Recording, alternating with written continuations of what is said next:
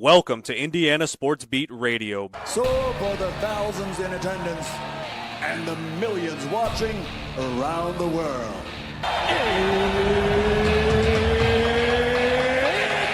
Time! Three on the way.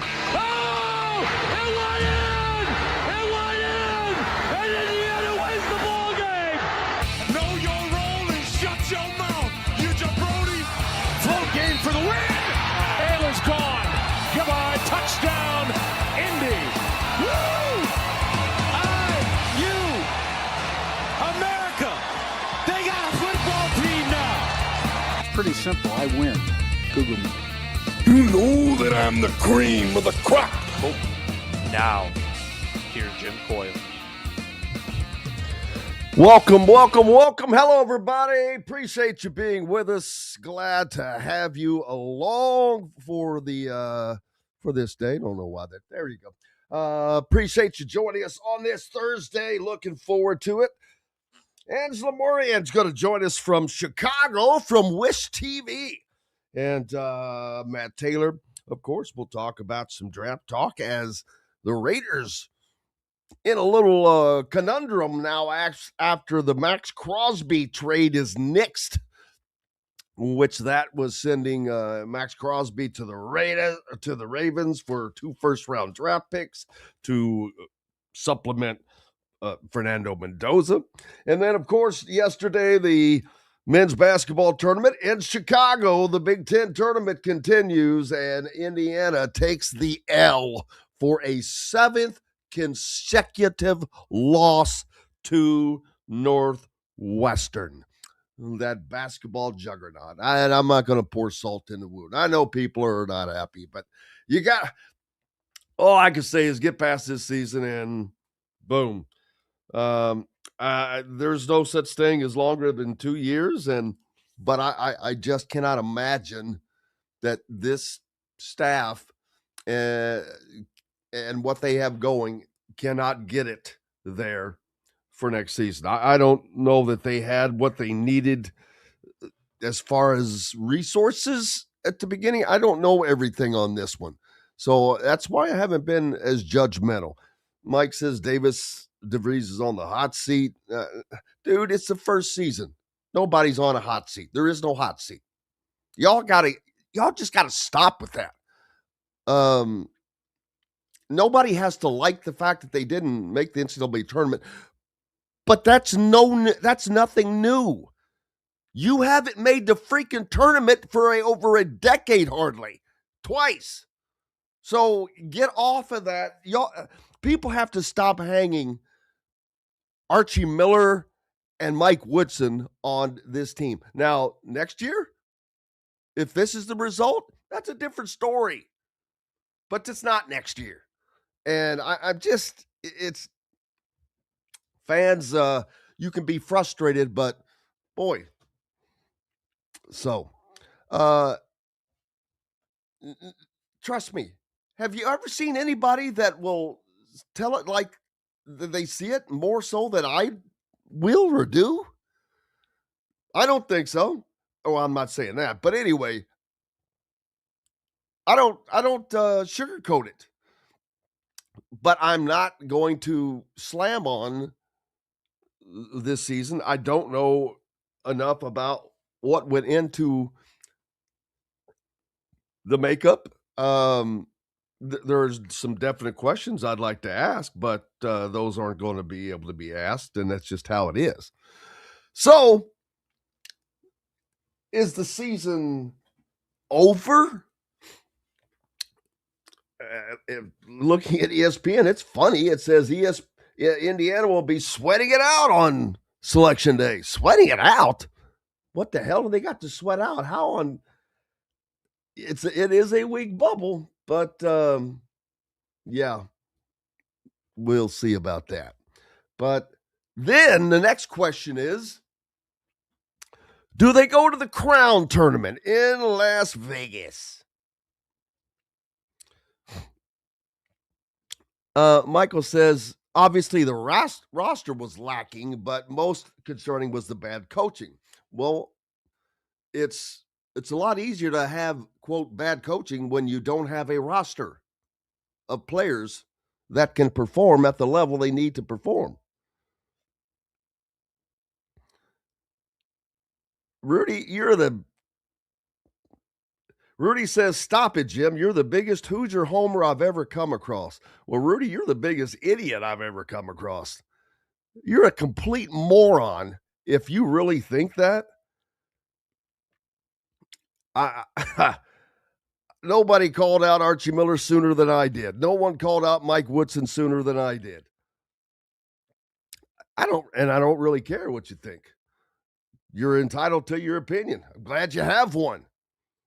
But you're full of crap on this issue. But I don't care. They get another season, and that's it. That is it. That's why Mike Woodson should have been gone after 3 years. That's why I called for that. But it is what it is. And you are where you are.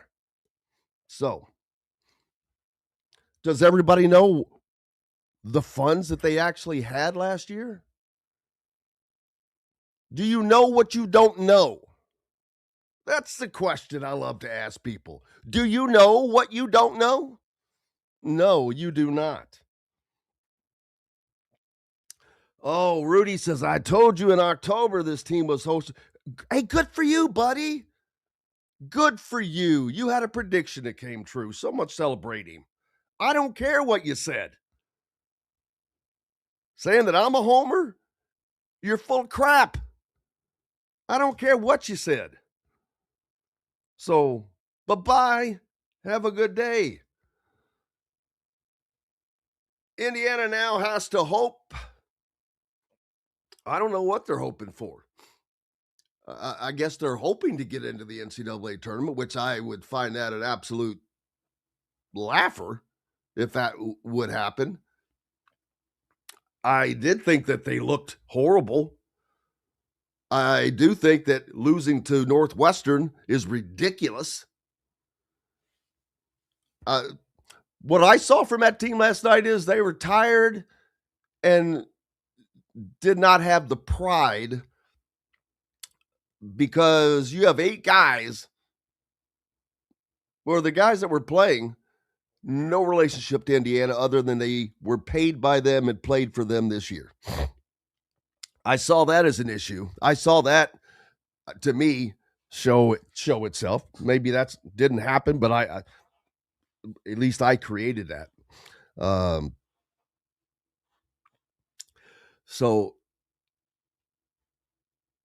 But I just didn't see the fight. I didn't see the pride in what they were doing, and I think there's a lot to that, because none of those guys had any blood, sweat, and tears into, really putting in time with that program. They'd all been there a single season. You're going to have part of that again next year, but you'll be able to mix that in with others. We'll see. I don't know.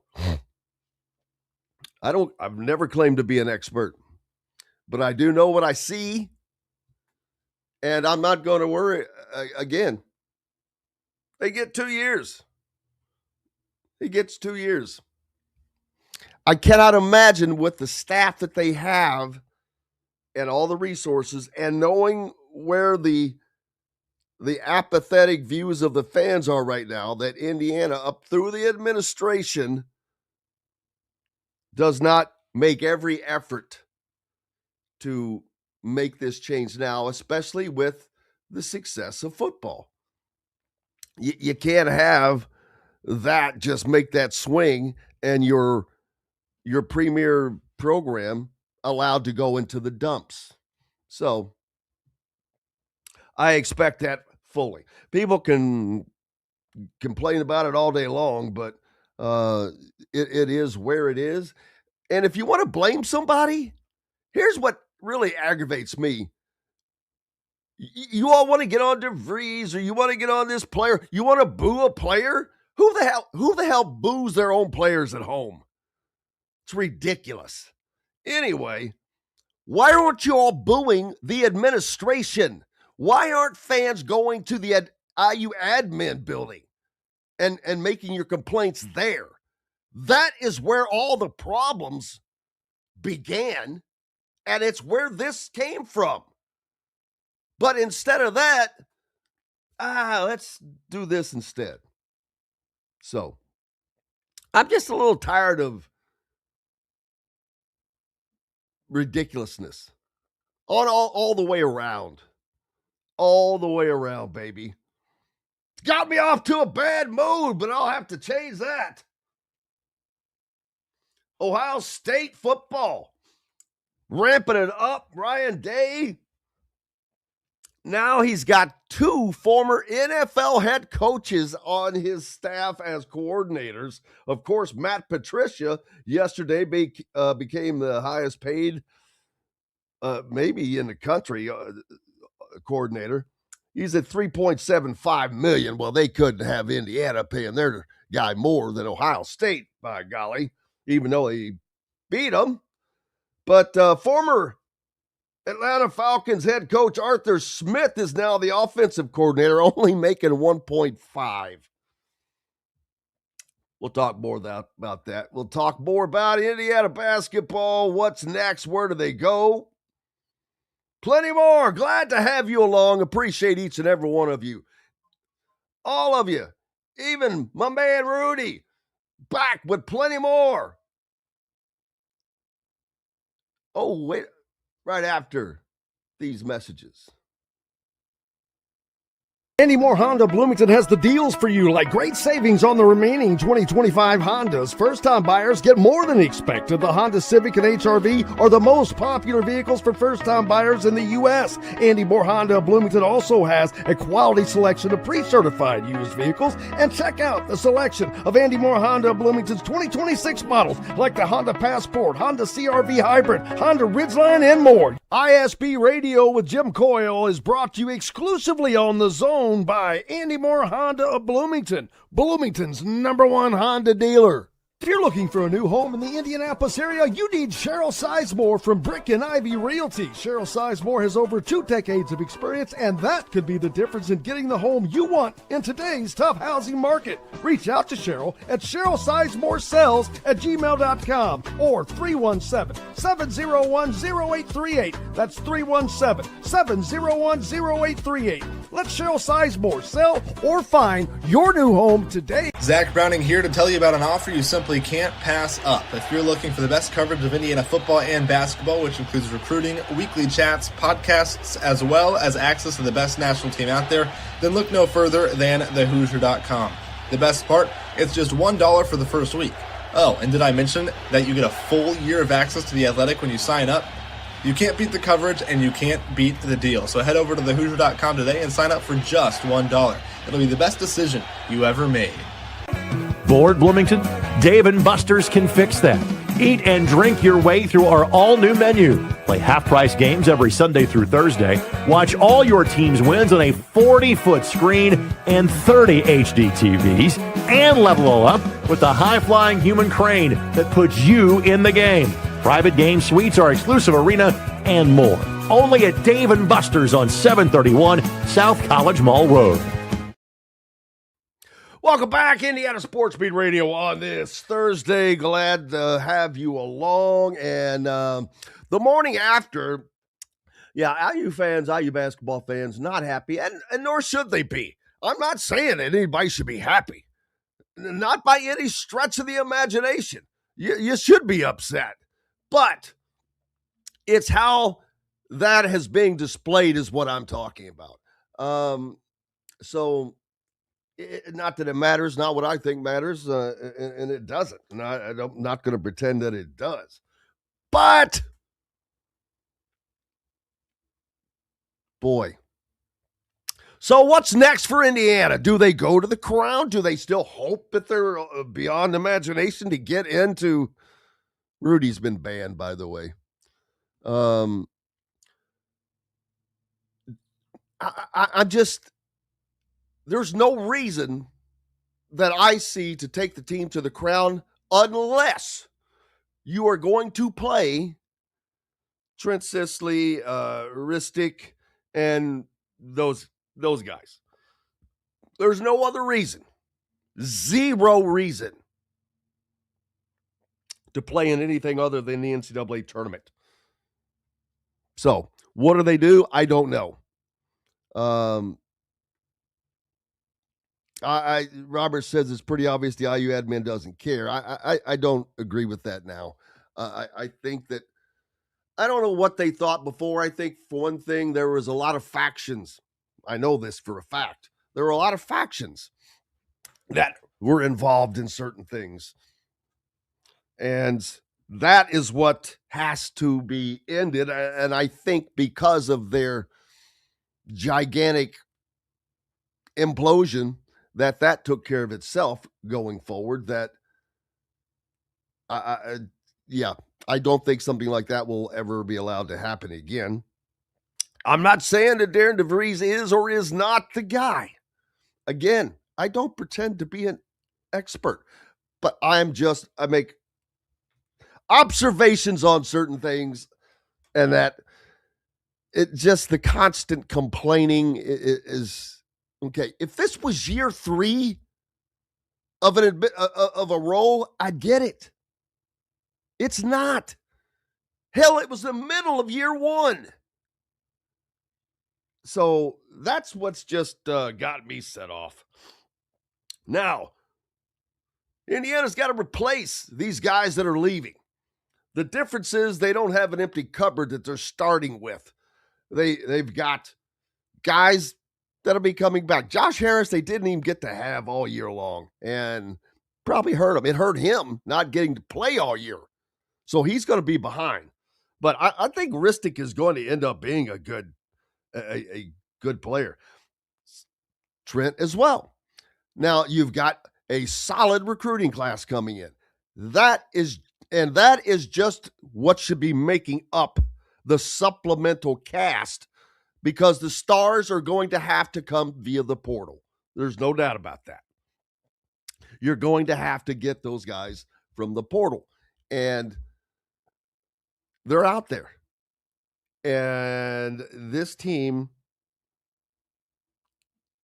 will look a lot different next season, in my thoughts. I've never said that before a season, really. I don't think. I mean, a year ahead. There was better hopes for this team. What I don't understand about this team is at the start, man, one of the biggest advantages they have was their movement. Good gosh, I remember back in the beginning, they were moving so hard and fast. I kept talking about how they're going to wear defenses out. Nobody's going to be able to keep up with them. Well, at the end of the season, that's not what we had. I was watching some boring off. I mean, yeah, they were shooting a lot of threes still, but that was it. It was not the same.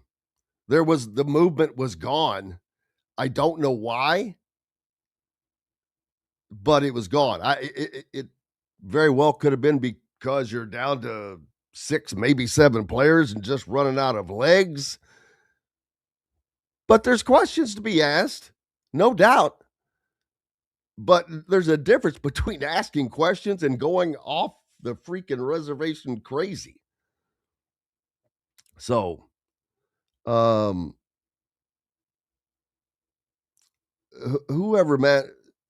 mentioned if Miller, you're comparing Miller to DeVries. Give me a break.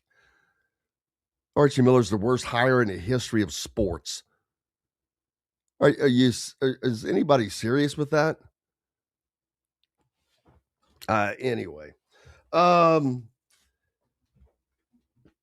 Dusty May, Coach of the Year. That should make you happy. Yeah, I know. But again, is that Darren DeVries' fault? Is that whose fault is that? Ask yourself that. Ask yourself those questions.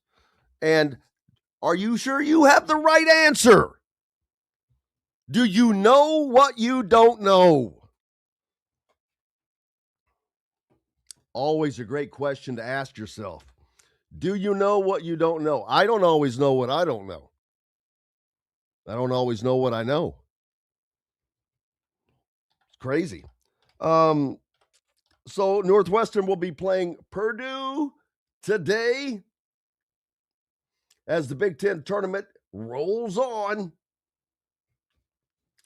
Florida State also win yesterday. BYU, big over West Virginia. Ole Miss upsets Texas.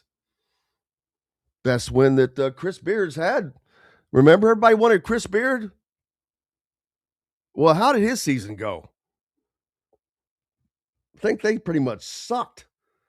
So, yeah, there hadn't been any talk about Chris Beard all of a sudden when that's all I heard about last year. Kind of funny.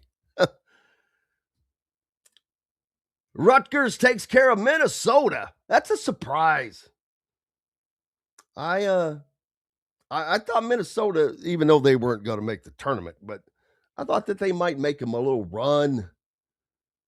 But not able to get that done. Let's see, who are the other games in the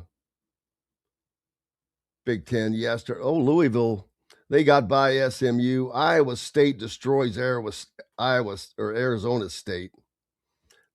The end of the Bobby Hurley era. So that goes down. And then the other Big Ten games from yesterday.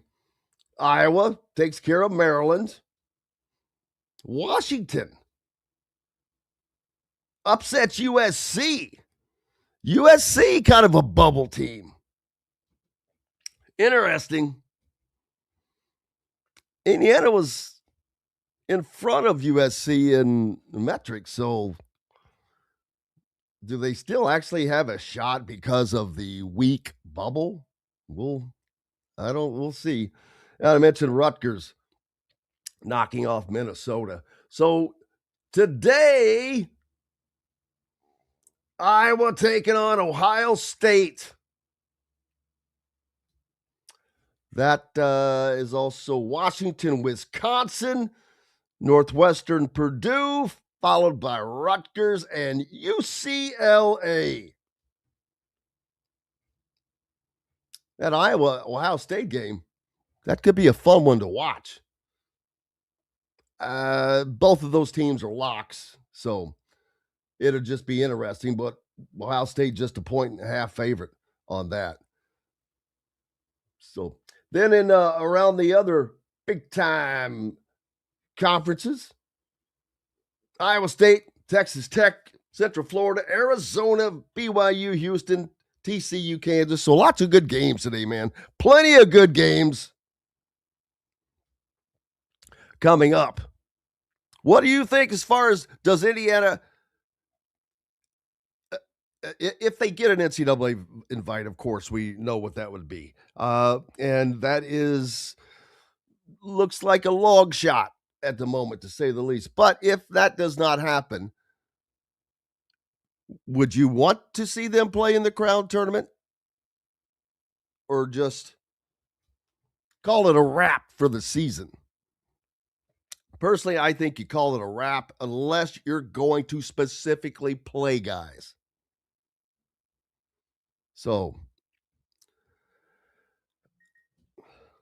we'll see. We shall certainly see. I understand the frustration of Indiana fans. It's not that I don't get the frustration, but I guess because I look at it differently,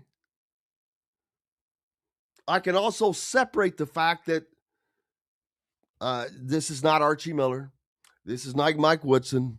And so doesn't matter. They get their shot. What happens if next year they're 25-2, and every single person on here that says, well, this guy can't coach, they can't do anything, they don't know what they're doing, yeah, blah, blah, blah, blah. Well, then what?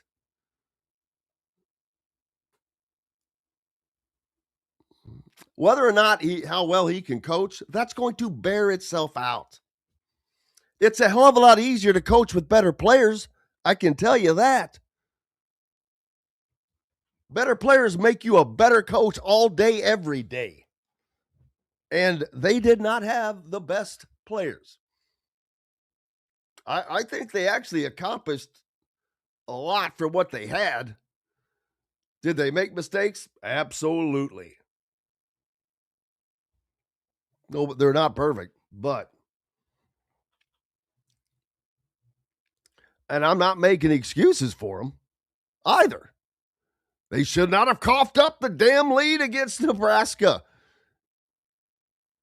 I mentioned earlier, I didn't see a lot of pride, and I think part of that was because I did see that with Northwestern. I did see guys playing hard with pride, clapping for each other, positive touches. Didn't see that from the Indiana guys. I just saw guys coming off the court. Timeouts. All right, we're walking to the bench. Northwestern's clapping. They're excited. Yeah, we did this. Didn't have that. That's going to be a difficult thing going forward. Someone mentioned creating a new aura. Yeah, it's creating a complete new, daggone it. What's the word I'm looking for? But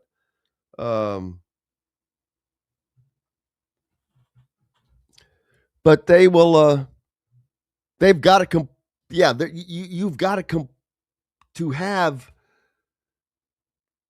that aura, all right, but it's got to be one that just doesn't stop. That's always there, and that's not there.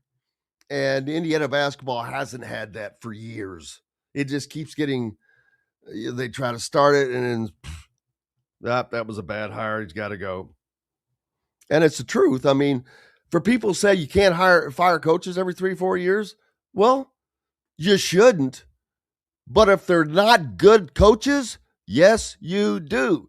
You shouldn't hire bad coaches every 3 or 4 years. That is the issue. That's where the problem lies. It's not the firing, it's the hiring.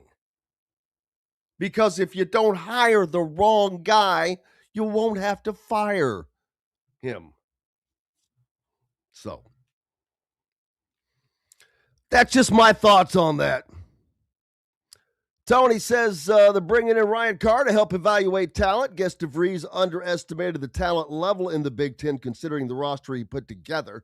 I don't know if it was that. Like I said, I don't know. They spent a lot of time putting this staff together. See, people forget Mike Woodson didn't bother to put a staff together. He just said, "Oh hell, I'll just keep Archie Miller's staff. They were so successful. I'll just keep them." Yeah. He didn't have to worry about taking time to put a staff together. He didn't know anybody to bring in. So he just kept what was left over from that successful regime before him. This is the best staff right now, and I'm not talking about Darren DeVries per se. I'm talking about the assistants. It's the best staff in decades. Decades. Let them do the work. They didn't get there in time to do all that needed to be done. This is a different era, people. Bob Knight is never walking through that door. Neither is the style of basketball that was played when he was coaching. Neither are the rules that were in place when he was coaching. It's a different... Look at Kentucky. Go look at their message boards. You think that they're happy? No. It's not. This is a different world. Who's the king of football right now? Indiana. It's a different world. Understand that. You just have to understand that. And for whatever reason, Indiana basketball, well, I know exactly why. They've just made mistakes. It's just been mistakes. Football, look what happens when they make the magical right hire at the magical right time.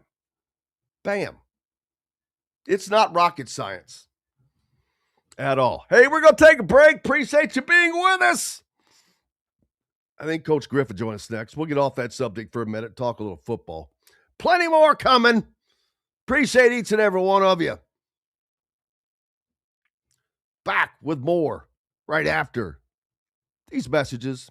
Indiana football accomplished what no other team ever has. Big Ten, Rose Bowl, Peach Bowl, and CFP national champions. The Hoosiers have etched their name into the history books as the first 16-0 team in the modern era. A limited edition of only 5,000 commemorative national championship footballs has been released. 3 full panels embossed and stamped with every championship logo and fully licensed.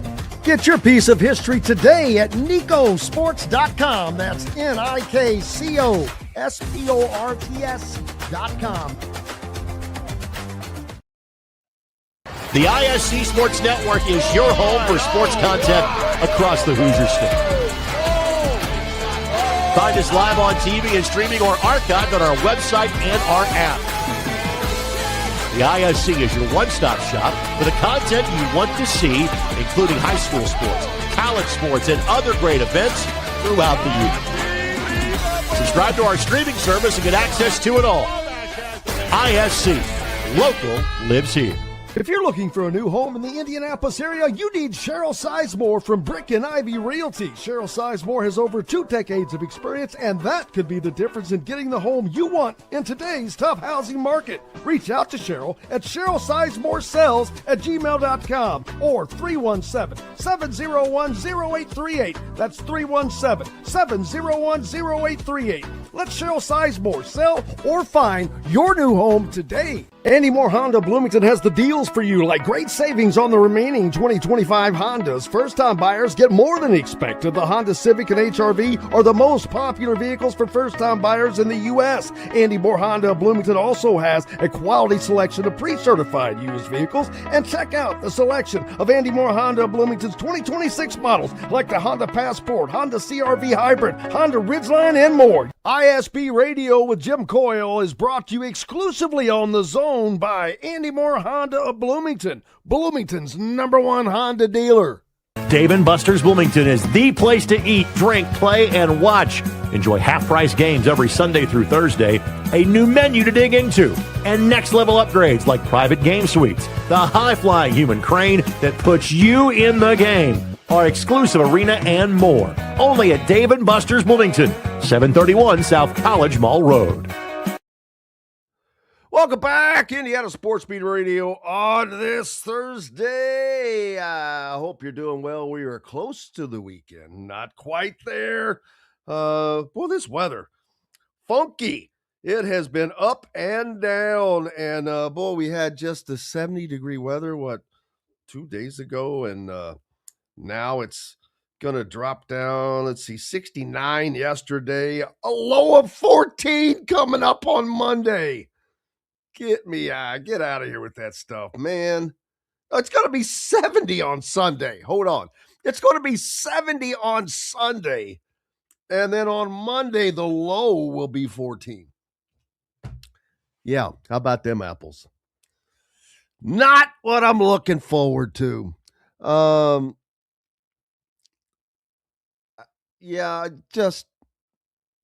Michael says, Rod Clark, a lot of guys in our program, not just players, a lot of coaches, it's their first year in the Big Ten. This league can wear on you. What the hell is that all about? Michael's asking. Well, what did you not understand about what he just said? It's not a single one of those guys had played in the Big Ten. Now, That is a mistake number one that I will lay on Darren DeVries, is not bringing over some Big Ten guys, but not having been in the Big Ten. His connections were not that great, maybe.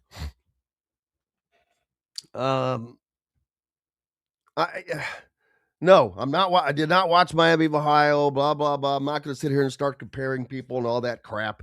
But as a matter of fact, Coach Griff is joining us, so we can talk football and I can get off this damn subject. Can you hear me okay? Oh, man. Loud and clear. Good. As long as you're talking about anything except for Indiana basketball, I can hear you loud and clear. Yeah, that wasn't. It's not because of the loss. I don't care. Winning or losing, it's not my deal to. I mean, it's not. I don't want to say I don't care if they win or lose. I'd rather see them win for the fans that listen and all of that. But personally, I don't care if they win or lose. It's not what I am here for. But it'd be a lot easier if they won. I can promise you. Well, that's what made football season so much fun for everyone involved. The week to week of let me tell you, the lack of complaining that there was during football is being more than made up for during basketball.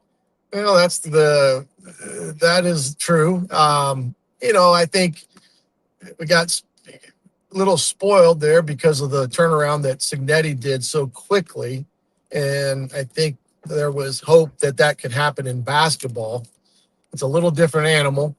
You got to be right on the 5 guys that you're putting on the court, or that are given playing time to. And I think Coach DeVries is still a guy that can make things and make the corrections needed to the lineup and everything that there needs to be done. I mean, we said everyone really anticipated all year there was going to be a struggle because they really didn't have a big man inside.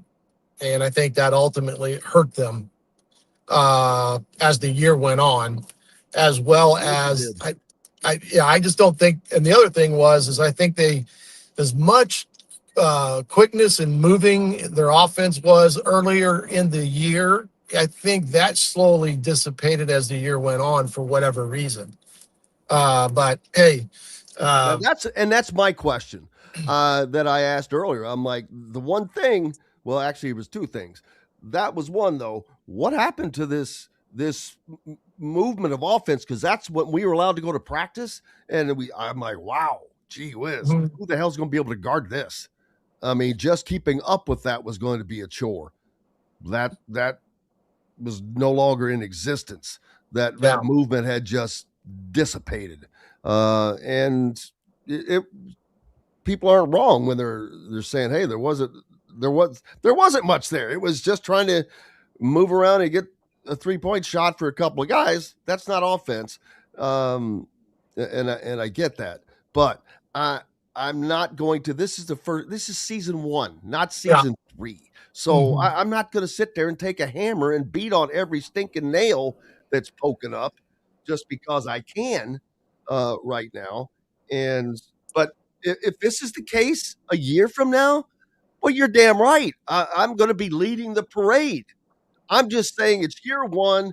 I'm not going to do that in year 1. Just not going to do it. If people want to complain, that's what they want to do is complain and all of that, then have at it. But I'm not having any part of it in year 1. Yeah, and you've always got to give a coach some time to implement his full system. The way that hire worked out last year, he got in real late when you think about it, and you really had to scramble to get things put together. And for the most part, you thought on paper they did pretty decently with what they were able to pick up. Well, now he's got a full year. The recruiting's going as anticipated, and the new hire for the kind of the GM of recruiting, if you want to call it, or player development, I think is going to be a big help. So we'll see what happens. That's what you got to be able to do, is sit back, relax, take a look from the outside, and watch and see what happens here over the next 12 to 24 months. Absolutely. some people, Brian says that Northwestern's laughing at them. Well, why shouldn't they? They beat your ass. They beat you 7 straight times. They should be laughing at you. I'd be laughing at you. I mean, I don't disagree with that. I'm just saying it is. Why am I even talking about it still? I got you talking about it. See, I blame you. It's your fault. You were supposed to save me. You come in with this life raft. You throw out a life raft, and what you do, you got it on a damn fishing rod. You're sitting there reeling it in before I can grab it. That's right. You gotta get the blood pressure moving this morning. Oh man, the Raiders made a big trade, man. There was big movements going. They're like, oh boy, they're going to give him another first-round pick to build around Fernando, and then that went kaput. Max Crosby, that trade gets nixed after he failed his physical, and so now they're going to have a hell of a defensive player back, but they lose those 2 first-round draft picks. Yeah, that saga has been a soap opera all last year, this offseason, and they finally tried to move him, but they had to know that chances of him passing a physical were slim to none. I mean, he was pretty banged up at the end of the year last year, and I'm not quite sure if he's done anything to rectify the issues that he had. So he fails the physical, and that nullifies the trade, and he's back with the Raiders, which is, I think, good on one end, but he's got to be a buy-in guy. That's the question that you're going to have with him. Is he going to be a buy-in guy? That is a question that covers across the board. And so we'll see how, because the thing about rookie quarterbacks, usually they're going to teams that are not good, which is not good for a quarterback because you've got to learn. And it's very difficult to learn when you're running for your life. And so we'll see how it works out. But you can tell it looks like that the Raiders they want to build something here. Yeah. I think that's their mindset. I think they did a good hire with, the hire that they made there for the new coaching staff. The one thing that, and I think Fernando, if he ultimately is the pick for the Raiders, and everything that you see on the outside is pointing that way, there's going to be a lot of pressure on him going into Vegas, as trying to be this magician to turn around a Raiders organization that's just not done anything. And I think he's a kid that can handle that, but there's going to be a lot of expectations on his shoulder. Absolutely, and then we'll see what that goes for and how Fernando is able to make his acquisition into the into the NFL. He's obviously a very smart, he's going to be studying. He's going to have great tutelage. Having somebody like Tom Brady around him, not everybody has that when you're going into the league.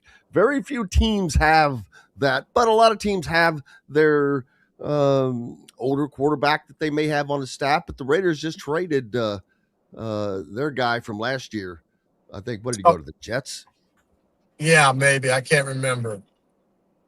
But yeah, I think you're correct. Tom Brady will be the best thing for any rookie quarterback because he's going to have the viewpoint of, hey, are they doing things up front to give the quarterback time to throw the football, or is this a over expectation for him to make these type of plays this early in his career? I think that's one thing that will be beneficial for him in a lot of ways. And I think overall that staff will do a good job of implementing what is Fernando does the best and understands the best before they start adding a bunch of stuff on top of it. And then yesterday, the announcement came out, the official announcement that we already knew was coming, but Pro Day for Indiana coming up on April 1st. And there will be a plethora of Indiana players there showing up for potential NFL scouts. And Fernando, who didn't throw at the combine, is going to throw for his guys, not for him per se. Yeah, and that will help, show the talent that Indiana has at receiver when it comes to Cooper and Surratt and even EJ Williams for that fact. But this may be the biggest pro day that Indiana has ever had in terms of the interest from the NFL and the number of scouts and front office staff that will probably be in attendance to watch not just Fernando, but Omar Cooper had a good NFL combine and has kind of jumped up the board a little bit. And I would anticipate a lot of front office staff, GMs, coaches, and that stuff to be there on hand April 1st. And this is a time too for a kid like Kaline Black, who had a great Senior Bowl, to again show what he can do when it comes to running, jumping, and catching the ball. So it'll be a big day for him. Yeah, the list is unbelievable. Khalil Benson, Kaline Black, Devin Boykin, Jonathan Brady, Pat Coogan, Omar Cooper Jr., Stephen Daly, which I imagine he's probably just going to be doing the lifting exercises because of his injury recovery still. Aiden Fisher, Brendan Frankie, Roman Hemby, Mikael Kamara, Mark Langston, Mitch McCarthy, Fernando Mendoza, Lewis Moore, Riley Nowakowski, D'Angelo Pons, Dominique Radcliffe, Elijah Surratt, Holden Stays, Solomon Van Horst, E.J. Williams Jr., and Kellen Wyatt. That's a list of a lot of potentials where Indiana, if they had put out a list like that anytime before, you might have 3, 4, 5 potentials on there. That's a lot of potentials. Yeah. I think there's a good chance that Indiana will have pretty decent number of actual draftees per se. And there's no question that a multitude of them will at least have a free agent shot to be able to get a chance at the NFL. No doubt about that. And I saw, some teams have already started spring football practice. Yeah.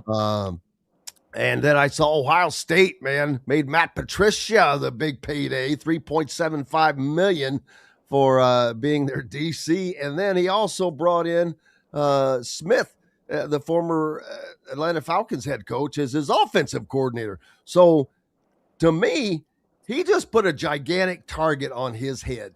If he does not win the Big Ten championship and potentially a national championship next season, I'm like, yeah. So you just got beat by little old Kurt Signetti and his little old coordinators that don't have any NFL experience. It's amazing how that works, but to me, that's going to put a lot of pressure on Ryan Day. A lot. Yeah. I don't think defense was their problem last year. Matter of fact, that was probably their best thing that they had going for them. But you got a kid in Julian Sain coming back, got a year experience under his belt, and we'll see whether Smith will be able to generate a productive and scoring offense, because that's what they need. And I think it'll be interesting to see what they run offensively, because Ryan Day's been one of those coaches, and most head coaches are, whoever's the coordinator, they usually say, this is our terminology and this is what we run. Now you coach it and we'll coach you up on it. So is a guy like Smith going to come in there and take a job where he's told this is what you're running, or is he going to let him change things up to better suit what maybe Sain can do and other people can do? So that'll be a thing to watch as the year goes on. Absolutely, and we'll see. It's amazing.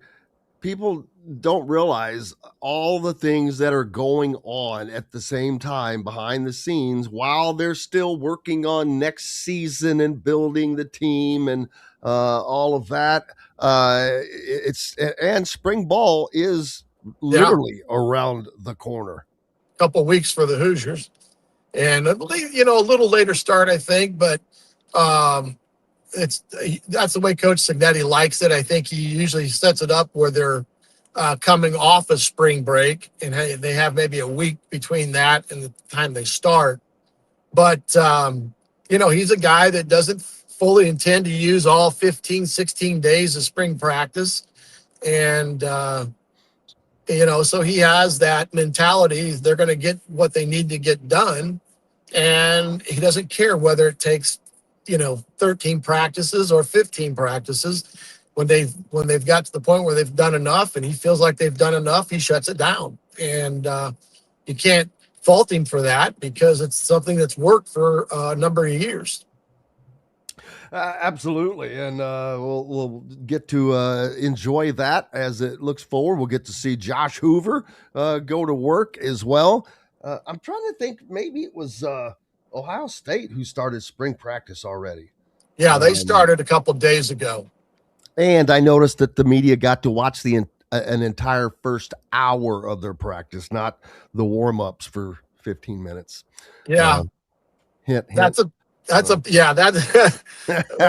I would say that Ohio State wanted to make sure that they got the right PR with all the, the hire of the new coordinator and stuff. So, but they've always been pretty open there at Ohio State with the media in terms of their spring practices and stuff. So, got to get Sig to loosen up a little bit. Oh yeah, that's just how it's been. It's not so much always Sig, but yeah. Well, again, Ohio State hasn't won a Big Ten title since 2020, and there is no program. No program that has put in the money, the resources that Ohio State has. And now they just doubled down with 2 NFL coordinators, one of them the highest paid in the land. I can't wait to and you're going to have Ohio State at Indiana this year. I mean, how big is that game going to be? That is going to be a monumental game that's going to take place in a setting. The biggest game ever at Memorial Stadium. Oh yeah, and the ironic thing, I guess you could say, is Ohio State used to be the team that would come into Bloomington and fill about 85% of the stadium, and they're the ones that had the target on their back. It's fully changed now. That Indiana is going to be the one that's going to be hunted, and Ohio State's coming to town, and they won't be able to take over the stadium like they have in years past. So it will definitely be a pro-Indiana crowd on that Saturday, and you got to think that's going to be probably your big noon kickoff game with Fox with a noon start. So it's going to be an interesting Big Ten. You talked about Ohio State. You've got the changes at Michigan State with Fitz. You got Matt Campbell at Penn State. Those two teams, the changes that have occurred at Michigan, what does that entail for the Big Ten? I think it's definitely going to bring the play up for Michigan State. And I think in some respects, Penn State, because Campbell did bring up quite a few guys with him from Ohio State, including his quarterback. So it's going to be an interesting season in the Big Ten. No doubt. Coach Griff joining us here on Indiana Sports Beat Radio. Appreciate you, my friend. All righty. Tonight, 7:30, we're going to take a look at a couple of the DBs. Quan Sanks from Cincinnati and A.J. Harris from Penn State. I love both of them. You can find that at thehoosier.com. The Hoosier Tailgate with Coach Griff. Appreciate you. We're back with more right after these messages. Andy Moore Honda Bloomington has the deals for you, like great savings on the remaining 2025 Hondas. First-time buyers get more than expected. The Honda Civic and HR-V are the most popular vehicles for first-time buyers in the U.S. Andy Moore Honda Bloomington also has a quality selection of pre-certified used vehicles. And check out the selection of Andy Moore Honda Bloomington's 2026 models, like the Honda Passport, Honda CR-V Hybrid, Honda Ridgeline, and more. ISB Radio with Jim Coyle is brought to you exclusively on The Zone by Andy Moore Honda of Bloomington, Bloomington's #1 Honda dealer. If you're looking for a new home in the Indianapolis area, you need Cheryl Sizemore from Brick and Ivy Realty. Cheryl Sizemore has over 2 decades of experience, and that could be the difference in getting the home you want in today's tough housing market. Reach out to Cheryl at CherylSizemoreSells@gmail.com or 317-701-0838. That's 317-701-0838. Let Cheryl Sizemore sell or find your new home today. Zach Browning here to tell you about an offer you simply can't pass up. If you're looking for the best coverage of Indiana football and basketball, which includes recruiting, weekly chats, podcasts, as well as access to the best national team out there, then look no further than thehoosier.com. The best part, it's just $1 for the first week. Oh, and did I mention that you get a full year of access to The Athletic when you sign up? You can't beat the coverage, and you can't beat the deal. So head over to thehoosier.com today and sign up for just $1. It'll be the best decision you ever made. Bored, Bloomington? Dave and Buster's can fix that. Eat and drink your way through our all-new menu. Play half-price games every Sunday through Thursday. Watch all your team's wins on a 40-foot screen and 30 HD TVs. And level up with the high-flying human crane that puts you in the game. Private game suites, our exclusive arena, and more. Only at Dave & Buster's on 731 South College Mall Road. Indiana football accomplished what no other team ever has. Big Ten, Rose Bowl, Peach Bowl, and CFP national champions. The Hoosiers have etched their name into the history books as the first 16-0 team in the modern era. A limited edition of only 5,000 commemorative national championship footballs has been released. 3 full panels embossed and stamped with every championship logo and fully licensed. Get your piece of history today at NicoSports.com. That's NicoSports.com. Welcome back, Indiana Sports Beat Radio on this Thursday. Glad to be here. Glad to have you along. Happy for both of those situations. The Big Ten has asked the NCAA to pause tampering inquiries and revamp the rules. That's just kind of funny. The Big Ten sent a letter to the NCAA this week asking the organization to put a halt to the investigations and infractions proceedings. That's a new one. Related to tampering, according to a copy of the letter obtained by ESPN, the letter states that the current framework for tampering rules cannot be credibly or equitably enforced, pointing out the rules for tampering were designed before a modern era that includes paying athletes and essentially unlimited transfers.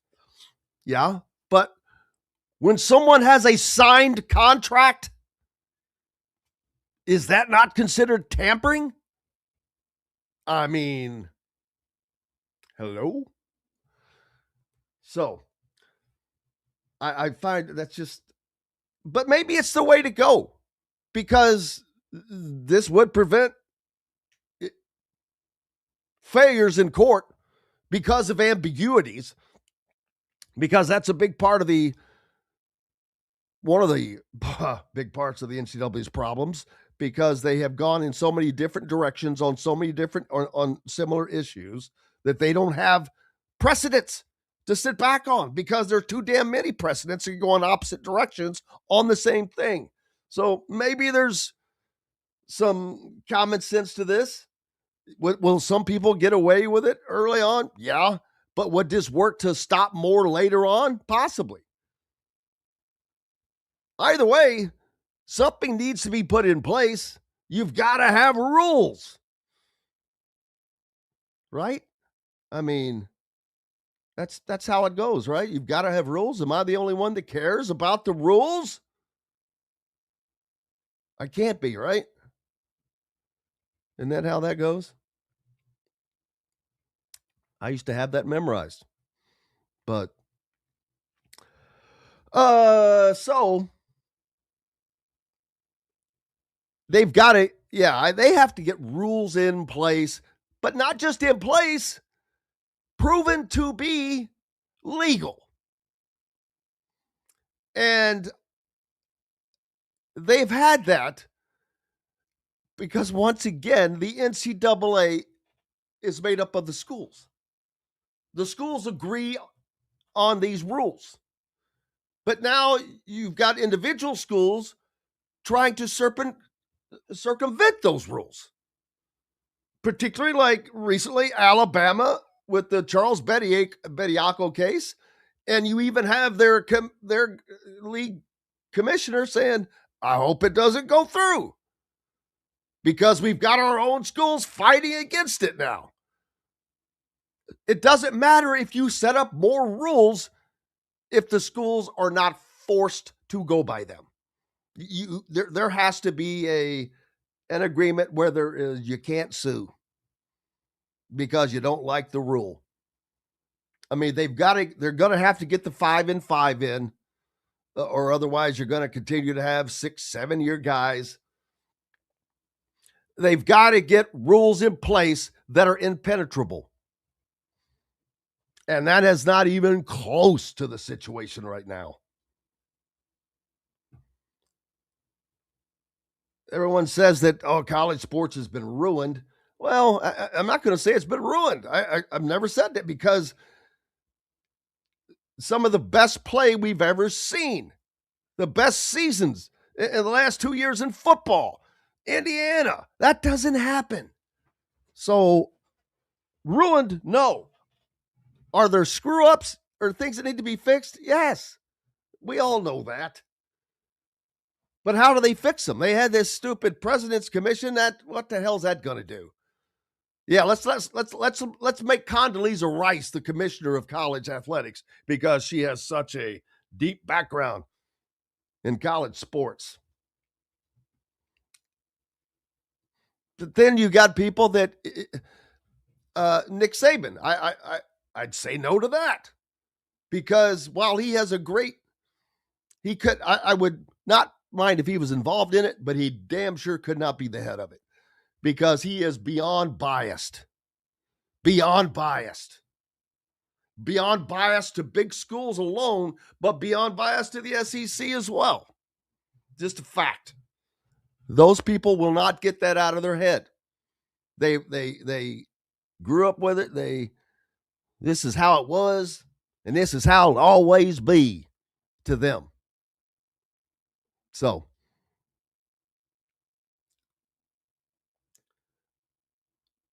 Brian, you need to give it a rest.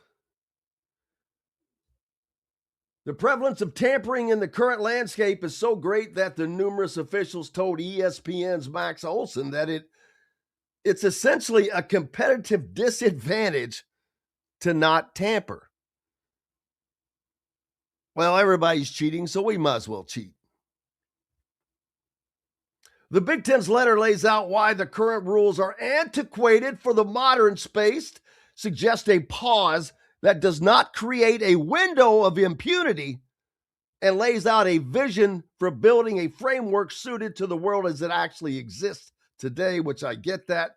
It further states, we are committed to engaging in an expeditious process to develop a modern framework for contact rules that addresses the varied challenges and opportunities of the current collegiate landscape. Well, that's good. It wouldn't have been bad if you would have kind of come with a plan already, or come with a plan to start with, instead of just saying, hey, let's just stop and go from ground zero. So, no, it's not, Brian. Give it a rest. It might be to you. The letter also shows portal numbers from this year. And again, I want to remind you people of all of the Division I basketball players in the country over the last 4 or 5 years. Thousands upon thousands of them. Only 22 finished at the school of which that they started. 22. So wrap your mind around that, and that will give you a better sense. Well, it should give you a better sense of things. The portal numbers from this year in the first season with just one portal period these have not appeared publicly. That includes 1,000 football players who entered the portal on January 2nd and took campus visits the same weekend. More than 300 had signed with a new school by the end of the weekend. Some signed as quickly as 90 minutes into the portal opening, and others had a do not contact designation that essentially could exist without some type of fact-finding to determine a new destination. These timelines reflect the reality of player movement and raise serious questions about whether the current regulatory structure can realistically accommodate the pace at which the modern transfer market operates. Exactly. There's questions about the clearinghouse commission. People are moaning about that. So while they're trying to do a lot of things about a lot of things, every way anybody turns, they're faced with roadblocks. Everybody wants what's best for them. And I just don't see how everybody wanting for everybody is going to solve it for anybody. Going to be a tough one. But eventually there will be, I don't know how long it'll take. Hell, it might take another 5 years to get rules in place that really put guardrails on what's going on. And by guardrails, I don't mean complete limits. There's not going to be, I saw a great video yesterday, again, by Tommy Tuberville, for having been a former football coach turned politician, seems to know about as much about college sports as Condoleezza Rice, if you want to know the truth. And this is a guy who, while coach at Texas Tech, got up from a dinner table with recruits to take a phone call, accepted another job, left, and never came back to the table. That's the guy we're starting with here. Then, last year, he was complaining about this and says, look at Indiana. They went out and bought him a football team. That was a year ago. That wasn't last year when he won, this past season when he won the national championship. That was a year ago he said that. Ignorance. Complete and total ignorance by a former freaking football coach in the SEC. And this is now the politicians that are going to be regulating this? Give me a break. Well, yesterday, this moron said, well, I think that the players, they should be able to transfer, but just one time and one time only. My gosh.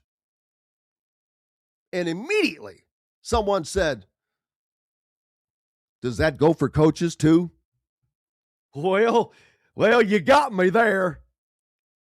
And that was his response. And I'm not kidding. He speaks without having a clue. So that is the worry of how is this going to ever, how are you going to get this toothpaste back in the tube when even people like Tommy Tuberville are going in these crazy directions, partly fueled by ignorance. It's not easy. It's not easy. Hey, I feel for the IU basketball fans. I really do. Don't think that I don't. But look at Syracuse. Look at Kentucky. Trust me. It's a different world. And just because somebody else is doing well, it doesn't matter. It's a different rules or a different world. And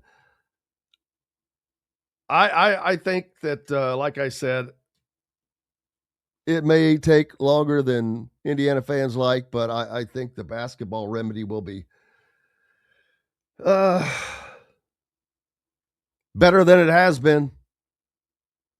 You're never going is Indiana ever going to be the Indiana that it was under Bob Knight?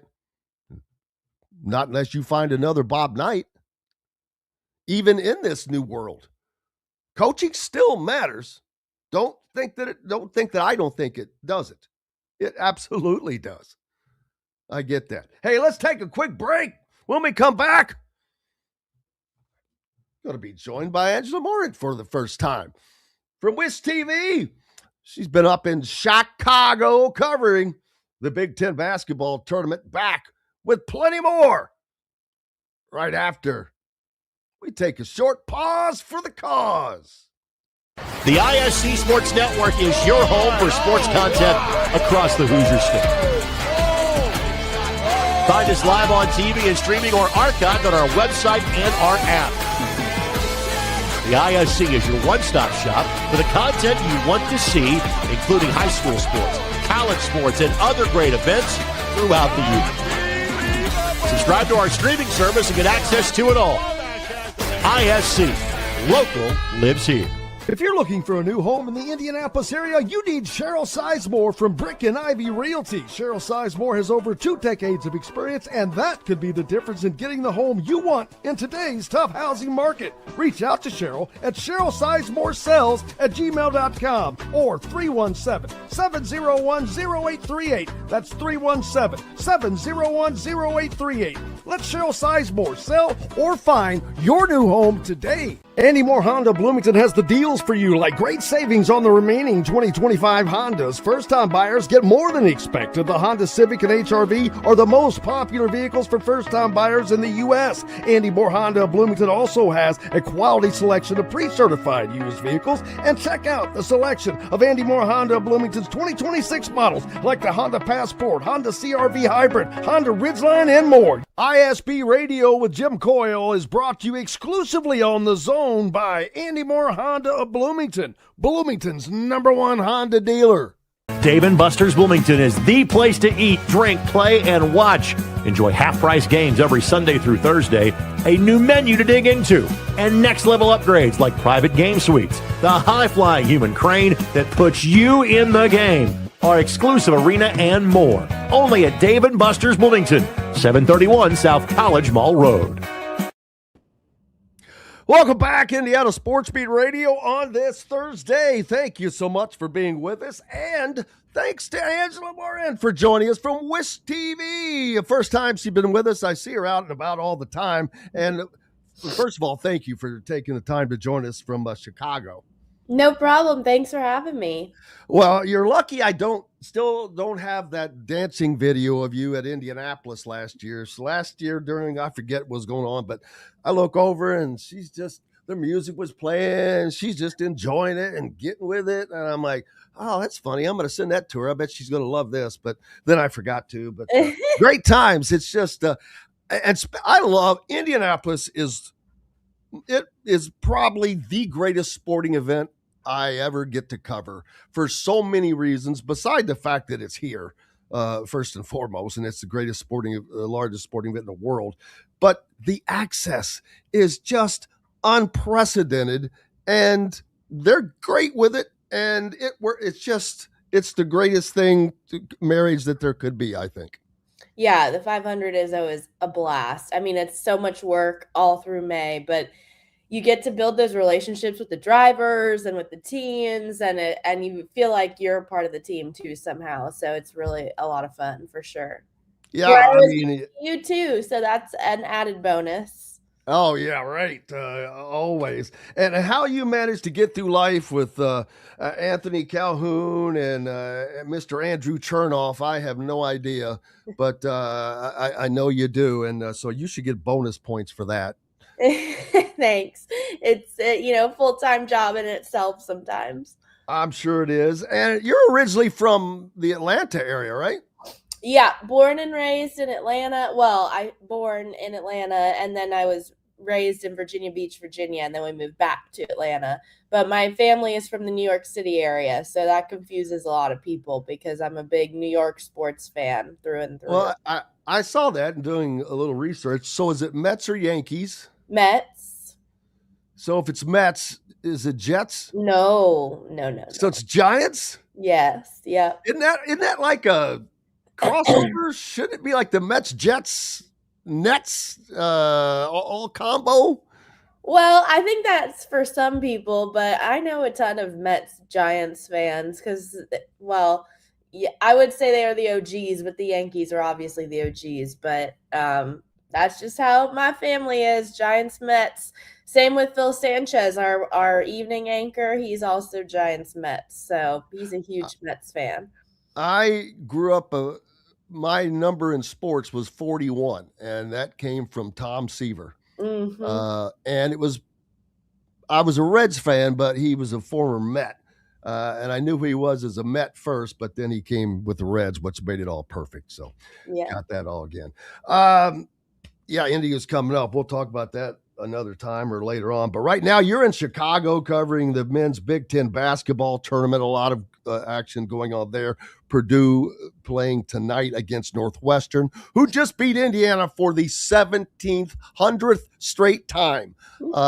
And Indiana fans are just up in arms. I am normally the person who is ripping on or complaining about or saying this, and I've said I'm not going to do anything for this first season for them. I'm going to give them their first year. I'm not, and I haven't. And I've actually kind of watched the fans just go nuts. I'm like, y'all need to jump back here and chill. It's year one. It's not year three. And then I'm being told, you sound like Anthony Leal and Trey Galloway. And I'm like, no, this is year one, not year three. You don't know what you don't know. I don't know what I don't know about the beginning of the season. And there's some questions that I have. I'm more than willing to let them go through a second season. And if there's no progress, then I'm going to be leading the parade of people complaining. But I don't know why they didn't put together a better roster, but obviously that was the genesis of the season they ended up having. And it may have come to a close last night. Yeah, and it's hard to imagine how to progress because there's 6 seniors on this roster. Pretty much the entire starting lineup are seniors that won't come back. So in the age of the transfer portal, you can't really build off of what a foundation you set or schematically or culturally. It's kind of a reset every year, which is how it has become at IU, even before DeVries got there. So it's going to be hard for them to build some sort of like establishment. I think that's why people are upset because they could see that the talent was here. Lamar Wilkerson is the second leading scorer in the Big Ten. When Tucker DeVries is hot, he's good. But that's the problem. It's when all of these players get hot, they're great, but they don't consistently stay hot, or they have a defensive breakdown, or they're turning the ball over. So it's just one thing after another that provides the inconsistency. I think that's what gets people so irritated is that you had the opportunity and you squandered it, especially given that you really like one win in this tournament and you would have a lot more strong foundation to stand on when it comes to Selection Sunday. I would even argue that they would have had to beat Purdue tonight to actually feel confident that they would be in. But that's beside the point because you didn't even give yourself a chance. You didn't even give yourself a chance in the second half. I was sitting there watching, and I'm like, it doesn't even feel like they want to win. Like, they feel so disjointed. Like, they were making – it wasn't the fact that there were turnovers, because if you look at the box score, there aren't that many turnovers. It was how they happened. You're getting shot clock violations. You're, sloppily passing into double coverage. Like it didn't seem like they were all on the same page at all. Angela knows ball. If you can't tell. Not just a pretty face. She knows what the hell she's doing. And just hit a bunch of nails on the head. One of the things last night, like right around halftime, I was texting with someone, and I said, you know what? Offensively, their numbers are great. They're winning the stat line. I said, unfortunately, they're letting Northwestern win it right behind them because they're not stopping them. They're not doing what they need to do. They're not turning Northwestern over. They're not. And you mentioned it looked like that they were just going through it. I talked earlier that in the second half, I saw no pride. I saw Northwestern walking off at a timeout, and they're all fired up and high-fiving each other, and Indiana players are just, damn it, is this over yet? Yep. I mean, it literally – Northwestern definitely wanted it more. Like, you could tell they wanted it. Like, and they I'm sure the Northwestern, if they can beat Purdue tonight, if maybe they can win one more game, they're in the tournament. But let's just, for the sake of argument, say that they're not even in the tournament, and yet they're playing like that. Like, they're playing like their lives are on the line, which is how IU should have been playing. I was at Purdue, so I didn't get to see the Ohio State game. But by the looks of things on the box score, that's how it felt with Ohio State too. Ohio State was playing for something. They felt their lives were on the line, and that's how they played. Unlike IU, who should have been playing in the same manner. Like, you can't just show up against Minnesota and then think that's going to be okay when you're a 4-game losing streak, They showed up against Michigan State.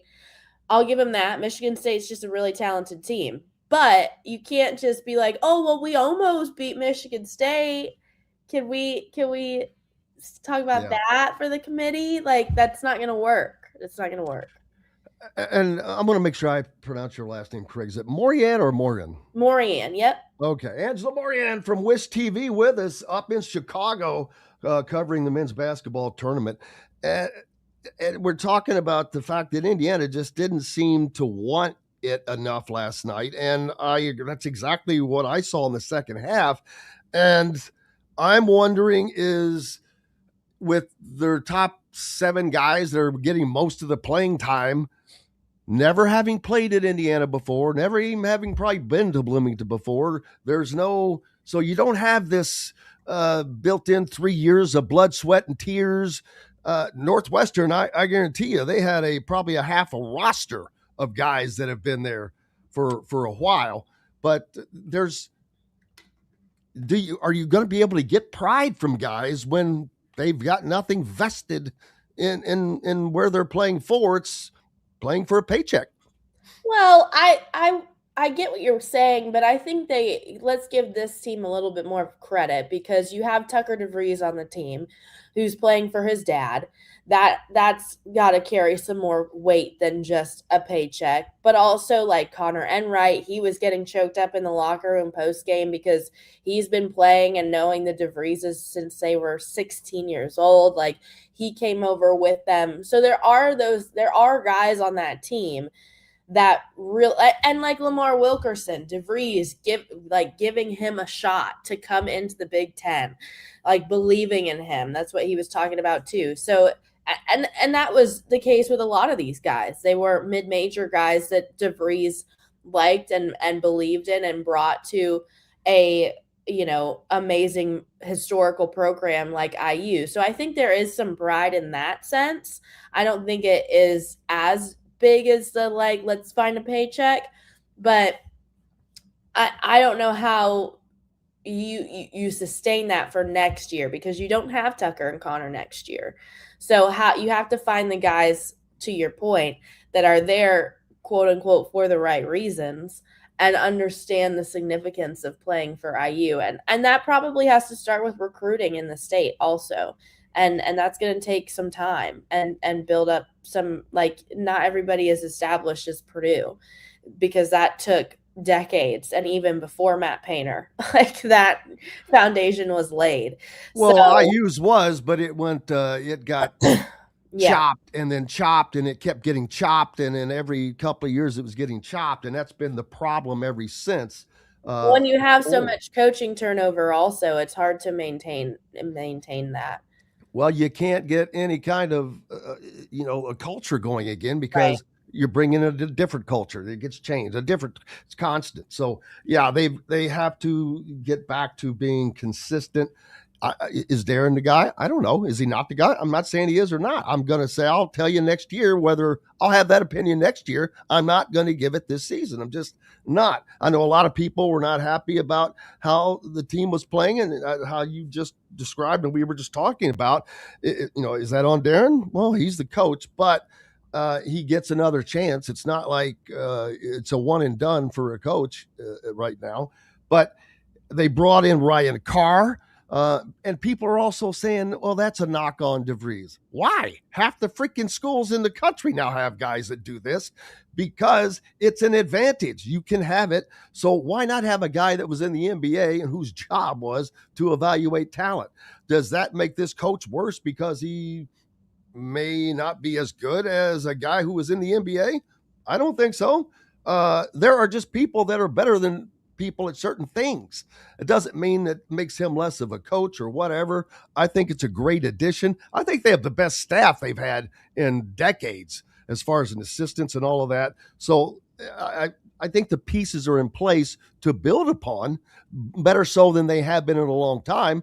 But they have to perform, and they've got to perform by the end of next season. Listen, you can, criticize Darren DeVries all you want. He's not the one on the floor.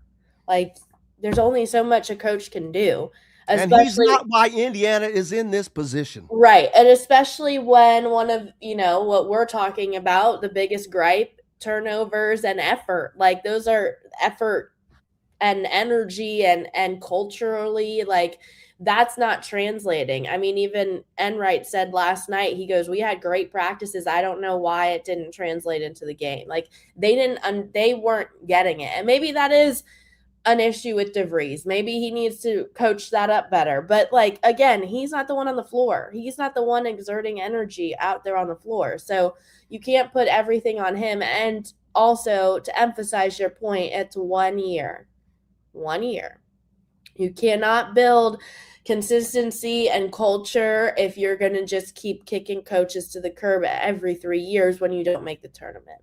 Like, I get it. There's a standard at IU that's higher than other schools. I understand that. But, like, people just need to relax and, like, let it build. Boy, I said that yesterday, and I spent the next 3 hours on Twitter responding to that. But I agree with you in this scenario. And we knew back in, I played a week or so ago a clip from me asking Darren DeVries at Huber's last year about the fact that his team was undersized. So we knew last May what they had, and it just didn't go well enough. The biggest thing going on right now for people that are just blowing the message board up is about Trent Sisley. Why he hasn't been playing, and he's going to hit the portal. And I'm like, well, first of all, I don't think he's hitting the portal. I think he knows that you got to put in the work. He is an old school Indiana basketball kid. He knows that you don't walk in and play in the Big Ten, first of all. Why he was getting minutes, not getting minutes, I don't know the answer to that question. And I'm not going to pretend that I do. I'm not in practice every day. So I don't have that answer. And giving an answer would be disingenuous. I can give guesses, but why? Your guess, someone else's guess is as good as mine. It doesn't matter the reason he wasn't getting the minutes toward the end. And I don't think he's going anywhere. But Darren is going to they've got a good recruiting class coming in. Angela, they've so solid recruit. And I think that with the staff they have, they're going to put together good portal players. They have to. Yeah, and who is it? Jake West, the Northwestern freshman. Yeah. That went crazy yesterday. I mean, he had Yeah. 18 points. So you can find the talent as freshmen. I mean, we saw that with Fletcher Lawyer and Braden Smith at Purdue. Like, you can put your eggs in that recruiting basket. You don't have to hit the, portal and get these guys that, have baggage from other places, whether that's good or bad baggage. They have baggage, like you can build up a program in the traditional sense again. So maybe that's the move. To your point, you talked about the undersized, talking to DeVries about that. He mentioned that last night, and he said, listen, it was clear that we needed more size up front. And that's, to play well and to play long and deep in the Big Ten, you need more size up front. And he said that's something we're going to address. So he's aware that that was one of the issues that they had yesterday, but not just yesterday, looking at all of the Big Ten games. I mean, this is the Big Ten. It's physical, it's big, and it's not just like some sharp shooting 3 league. So you have to, and maybe that's, what's the word I'm looking for? Like a cause of him being his rookie season coaching in the Big Ten. Like, it's not West Virginia anymore, so maybe that's something that he'll address. And then, but you see it at Purdue though, like they have the size, and I'm not really all bought in on the size that they have. Like, just because you have big guys, Indiana beat them. Doesn't mean mean they're that good. Like, I'm Oscar Clough's a nice guy, but like he's not that talented, and he's a giant. So like you can't just go get random 7-footers and think that's your answer either. So exactly. So what is with Purdue playing tonight? They play Northwestern now. Are you staying for coverage of the Boilers? Yep. We'll be here until Purdue is not anymore. So we could be coming back tomorrow. Well, at least you'll get to follow Purdue into the NCAA tournament.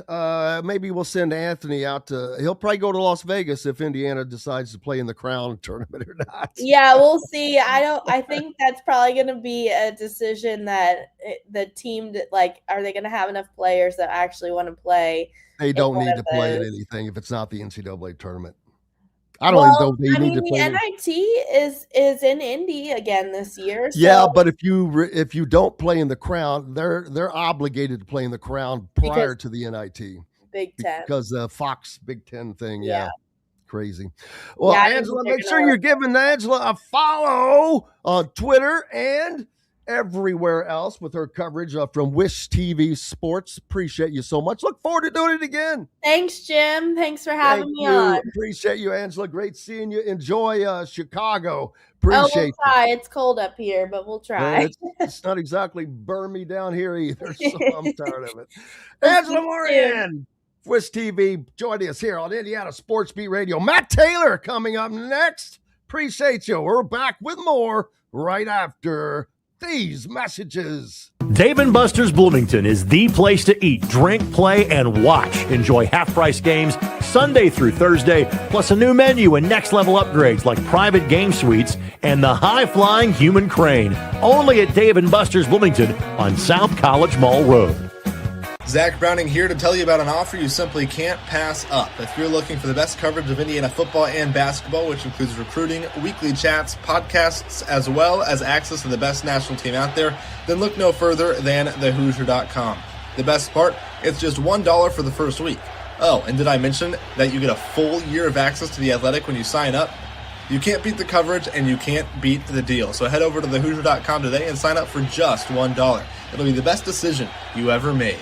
You're looking for a new home in the Indianapolis area? You need Cheryl Sizemore from Brick and Ivy Realty. Cheryl Sizemore has over 2 decades of experience, and that could be the difference in getting the home you want in today's tough housing market. Reach out to Cheryl at CherylSizemore@gmail.com or 317-701-0838. That's 317-701-0838. Let Cheryl Sizemore sell or find your new home today. Andy Moore Honda Bloomington has the deals for you, like like great savings on the remaining 2025 Hondas. First-time buyers get more than expected. The Honda Civic and HR-V are the most popular vehicles for first-time buyers in the U.S. Andy Moore Honda of Bloomington also has a quality selection of pre-certified used vehicles. And check out the selection of Andy Moore Honda of Bloomington's 2026 models like the Honda Passport, Honda CR-V Hybrid, Honda Ridgeline, and more. ISP Radio with Jim Coyle is brought to you exclusively on The Zone by Andy Moore Honda of Bloomington,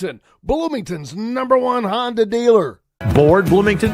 Dave & Buster's can fix that. Eat and drink your way through our new menu. Play half-price games every Sunday through Thursday. Watch your teams on the big screen and level it all up with the high-flying human crane. Private game suites and more, only at 731 South College Ball Road.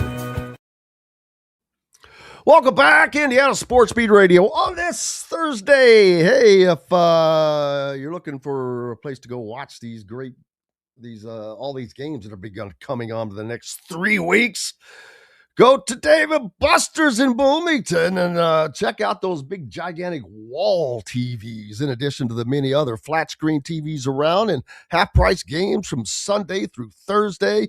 You can let the kids go crazy. You've got private game suites, all kinds of stuff to do, and an incredible menu. You wouldn't think it, but man, you got some good food, Dave & Buster's. Appreciate you being with us on this Thursday. Hopefully we'll get Matt Taylor to join us and catch up as we get closer and closer to the NFL draft coming up.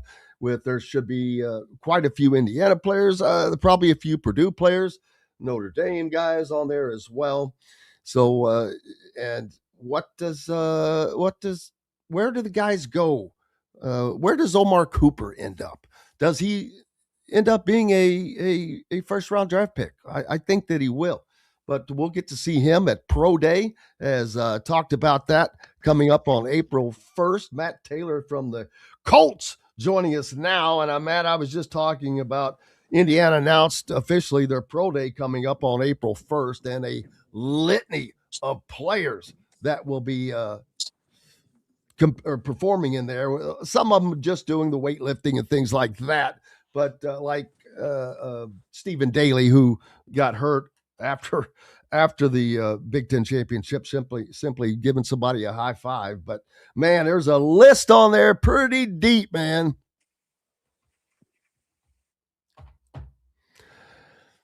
And Matt, I think you're not muted, but couldn't hear you, so I'll keep waiting. You just talk, and when I can hear you, I'll let you know. But Lewis Moore, we'll have Lewis on here probably next week and talk to him about what all he's been going through and workouts. How you doing now, brother? Yeah, his audio's still a little wonky, but that's okay. Omar Cooper Jr. and Elijah Surratt. Elijah Surratt, I think, what was the stat that I saw? The most touchdown receptions against single coverage in FBS football last year. I think he had 30. Pretty good stat, though. So for someone who's not known to be necessarily the fastest, that shows the ability to get open. Now, a lot of those were shorter touchdowns that I remember a lot back, 10-yard back shoulder throws. The one at Oregon, for example, as Matt Taylor's trying to join us in. You just talk, and I'll let you know if I hear you. But that was one of them. Now, you think about that Iowa game,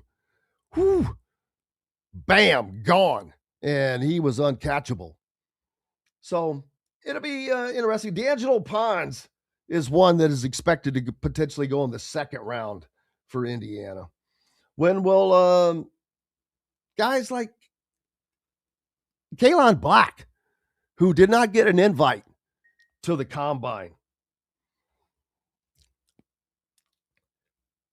I'm going to be interested to see when what those guys can get done. And Aiden Fisher, there's not a lot those guys can do other than their drills, the lifting, the speed, agility drills. Matt, if you could ever hear me, you just start talking, brother. For some reason, he can't hear me. Mitch McCarthy, punter.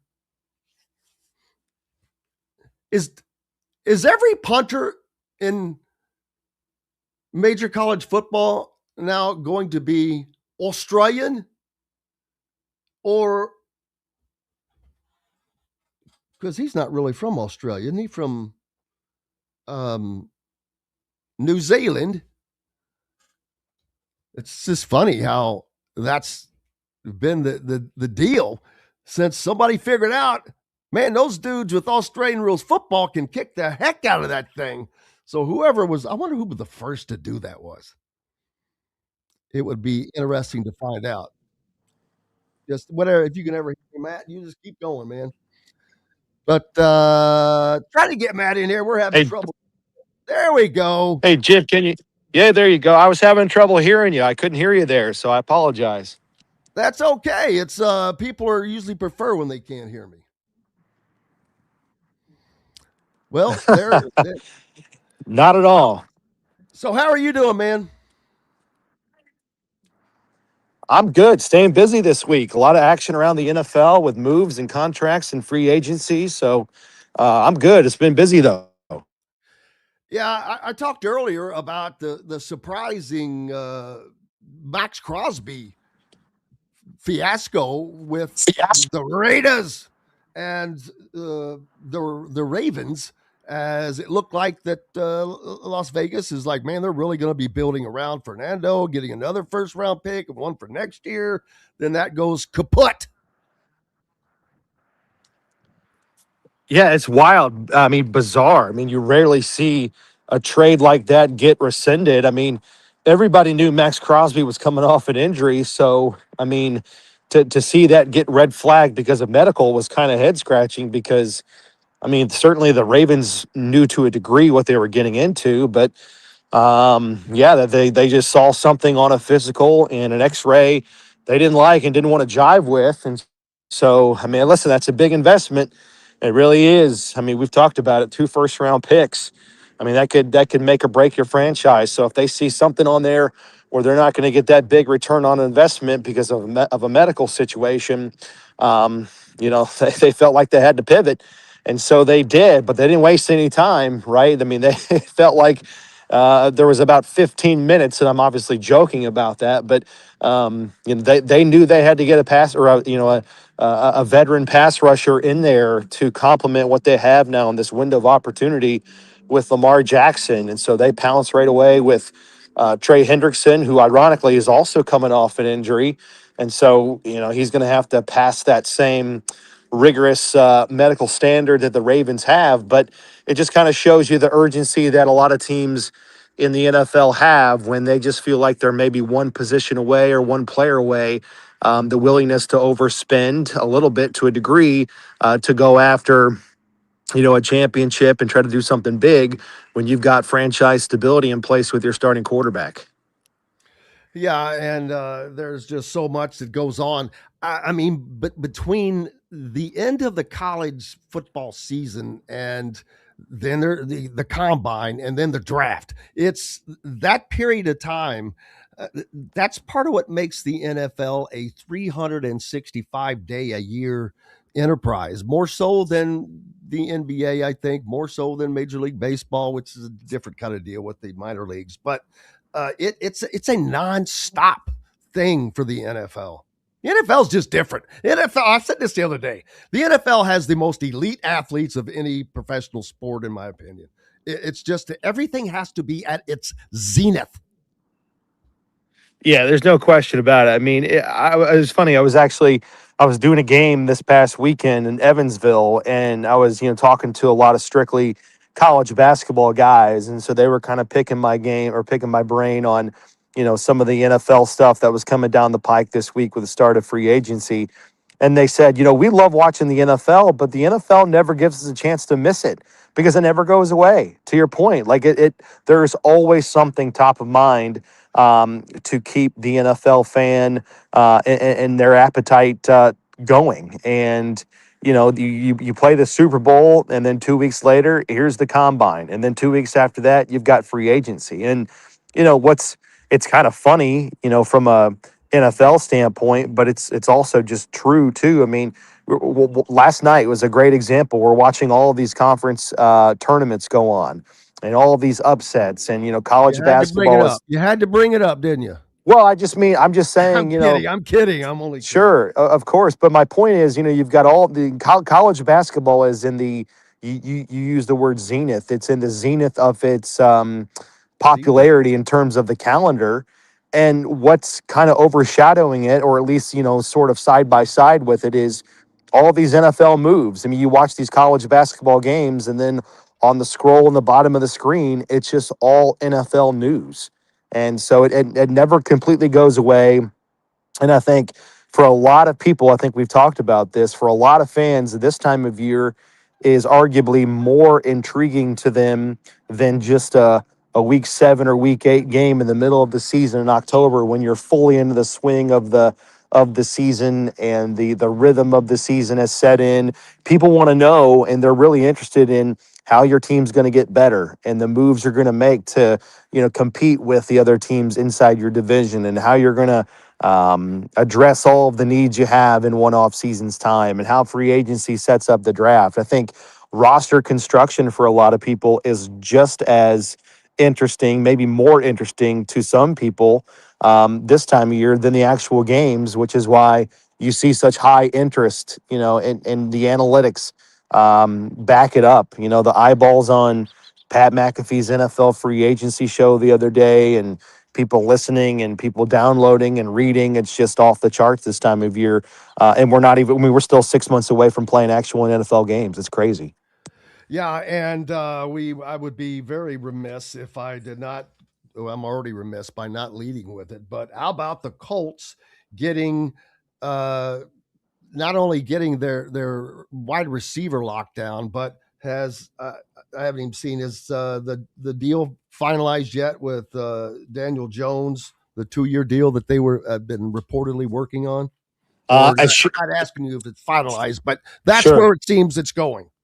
That's where it seems it's going, and I do think it will be finalized today. The reports are out there, and so Alec Pierce was finalized yesterday. I think Jones puts pen to paper today. He's set to meet with the media later on. How big is one to the other?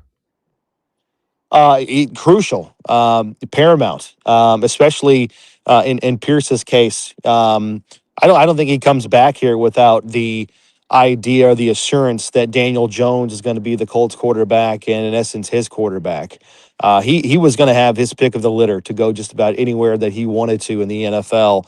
There's a lot of teams that need wide receiver help, and Alec Pierce is one of those players that every team needs his skill set, and there's no question that he's got that skill set to be able to take the top off the defense and provide the big play. And it's remarkable because every defense in the NFL is geared towards taking away those big plays and making offenses move the ball down the field and earn it and make him use those methodical methods to get into a scoring position. When you got a player like Pierce that can get you 40 to 50 yards on just one play, that's huge in terms of your efficiency on offense.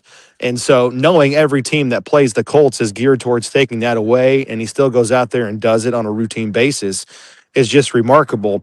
But now the dynamics are completely different this offseason because he's going to have to make, or was in a position to make, big money, which he ultimately has. But the Colts, I don't think we're in a position roster construction-wise to be able to pay your quarterback close to $40 million and have two receivers making north of $20 million, and to be able to put together, a viable roster around those guys. So the Colts had to make some tough decisions this week. They wanted to prioritize those premium players that play the premium positions that are in the primes of their careers. And so they prioritized Jones and Pierce, traded Michael Pittman Jr. to the Steelers, And now Pierce has got to be that, not only that big play receiver, but he's got to be that high volume receiver. He's got to go from, getting 4 targets a game to 7, 8, and 9. And he's got to be, that go-to guy in crucial situations as well from a wide receiver standpoint. So they've made these moves this week, and they haven't come without concessions. The Colts have lost now 5 starters from last year's team, either through trades to free up salary cap space or just letting guys walk out the door in free agency because you just can't keep everybody. So they traded Zaire Franklin, they traded Michael Pittman Jr., and those moves were, especially the Pittman move, was made in mind that we just got to free up cap space, and we got a guy that's going to have to take on a bigger role in Pierce. But they've lost their starting right tackle in Braden Smith to the Texans. Kwity Paye moves over to the Raiders. Nick Cross, their starting safety, got picked up by the Commanders. So it's not like they've not lost anything. They've lost starting contributions from last year's team. But again, the idea in mind is it's easier to replace those types of players than it is a premium receiver and your starting quarterback. Yeah, lots going on, man, and it will continue to go on each and every week for the next several weeks until we get through the draft, and then spring football's upon us, bro. Yeah, like you said, it never ends. So, the NFL never completely goes away, and here comes college football again. And I think obviously now people are really excited about, even more so this year, about IU football coming back because of what they did. And let's just keep it real, what the basketball team is not doing. So I think, a lot of people's attention and eagerness is going to go towards football just because of the realities of the 2 different main programs down in Bloomington. I agree, brother. I agree. Matt Taylor, the voice of the Colts. Thank you, my friend. All right. Have a great weekend coming up, brother. You as well. We'll talk to you next time. Matt Taylor joining us as he does each and every week. We're grateful for him. Grateful for each and every one of you. Thank you. Boy. Whew. Hopefully tomorrow is much more fun. We'll just have all fun all day. Peaches and cream and roses to everybody. Go out. Have yourself a marvelous day. Thanks to Matt Taylor, to Coach, to Angela Morian as well. We're back tomorrow to do it again. Until then, I'm Jim Coyle. I will see you on the radio. Thanks for listening to Indiana Sports Beat Radio. Be sure to subscribe to our YouTube page for more clips and team coverage of Indiana basketball, football, and more. You can also find full episodes and tons of other content on thehoosier.com. We'll see you next time for another edition of Indiana Sports Beat Radio.